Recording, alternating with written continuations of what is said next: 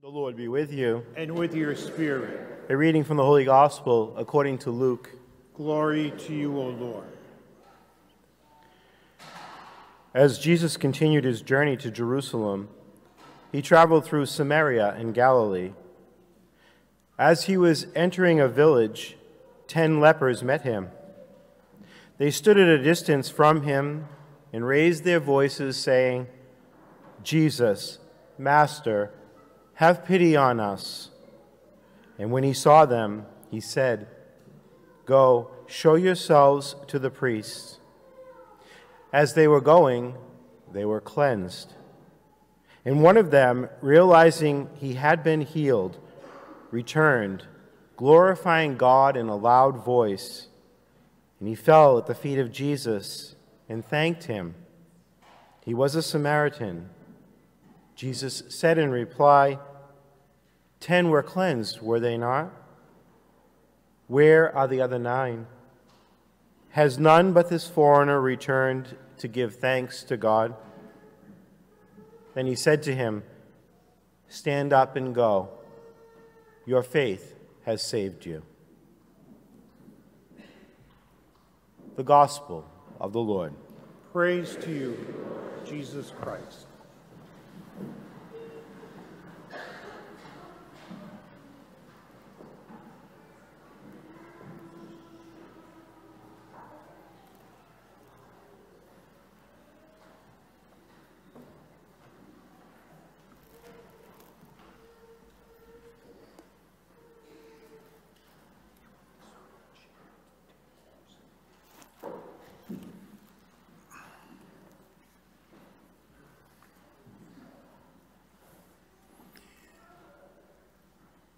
We often ask this question, why did this happen to me? When something happens in our lives, that's one of the first questions that comes to mind. It might be true when a doctor tells us that we have a serious illness. Why did this happen to me?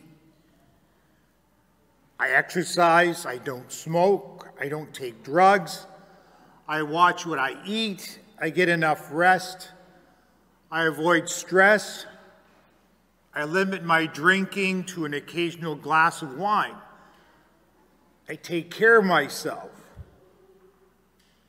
And the question also encompasses our relationship with God. I pray, I go to Mass, I do my best to live a good Christian life. I help those in need. I'm involved with the parish. I try to be a good parent, a good spouse, a good son or daughter.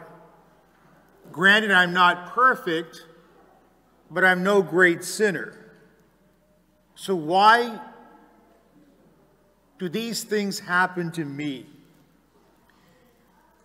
In this morning's gospel, in Luke 17, we meet 10 people stricken by what the reading describes as leprosy,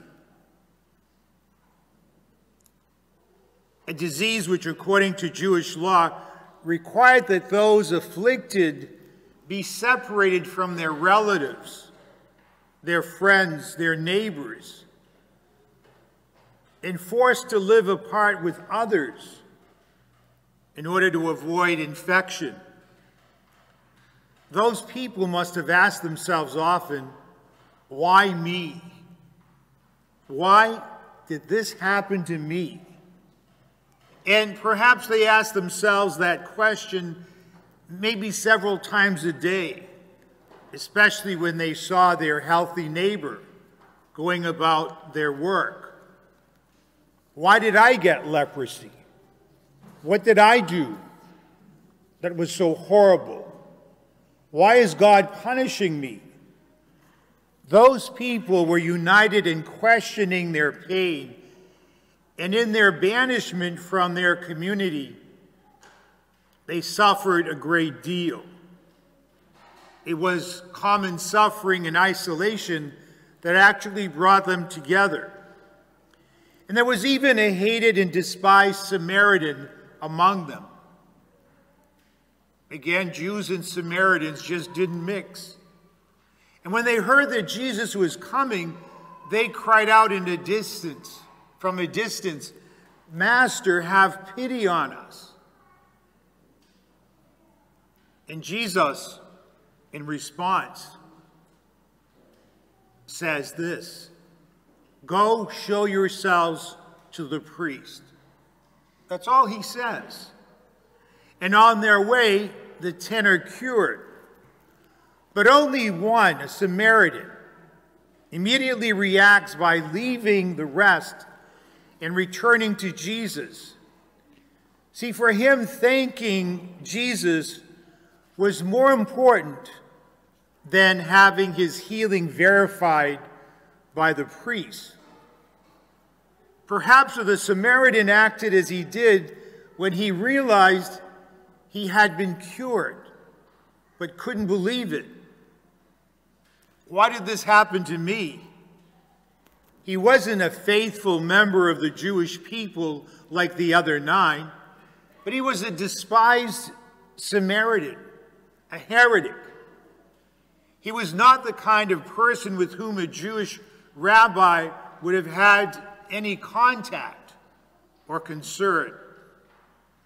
But in response to his unexpected, unwarranted healing, the Samaritan returns glorifying God in a loud voice. And he fell at the feet of Jesus and thanked him. He acted with spontaneous, unrestrained joy and thanks.